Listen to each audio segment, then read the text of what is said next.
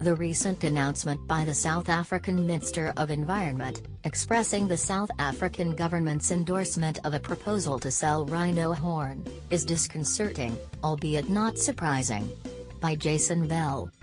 The government's international lobby started at the 16th meeting of the Conference of the Parties, COP16, to the Convention on International Trade in Endangered Species, CITES, where there was a directed lobby to try and sensitize other governments around their intent to request a rhino horn stockpile sale and subsequent regulated trade at the next CITES COP17, which South Africa will be hosting in 2016. In a nutshell, the South African government argues legalizing trade will allow markets to be flooded with horn and will stem the tide of poaching. A fallacious argument and a very dangerous experiment indeed. The most disturbing thing about this proposal is in its naive economic simplicity. Selling stockpiled horn might make financial sense in the short term, but is left wanting, and significantly so, when you dig deeper and when you consider biological and animal welfare consequences. Even from an economic perspective, arguments are seriously flawed. The reality is that no one understands the nature and extent of potential demand for rhino horn, especially where China is a significant player. How can we even begin to talk about satisfying demand, let alone flooding markets, when we have absolutely no idea of what demand is, especially given recent trends in consumption as well as the fact that rhino horn is being stockpiled in China for future investment purposes?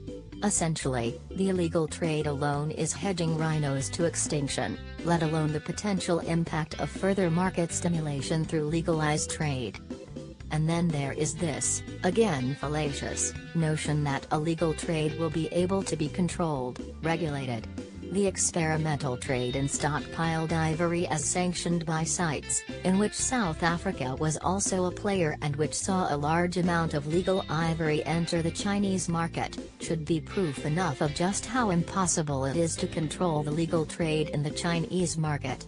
When it is impossible to regulate trade in a country that has one of the best regulatory regimes in the world, all I can say is, Pretoria, we have a problem. What the South African government has to realize is that we have passed the tipping point with rhinos. Numbers continue to decline year on year and demand for horn continues to escalate. When populations begin declining, we will have a very serious problem at hand. A failed experiment could result in the decimation of rhino populations. Is it worth it? Or, do we value quick economic returns more than we do live rhinos? For more information on our efforts to combat wildlife trafficking, visit our campaign pages. About the author, Jason Bell is the Program Director, Elephants Regional Director, South Africa. In his dual role as Regional Director Southern Africa and of the Elephant Program, Jason is responsible for developing, monitoring and evaluating International Federation for Animal Welfare (IFA) campaigns and programs within his region and providing leadership for IFA's global elephant conservation activities.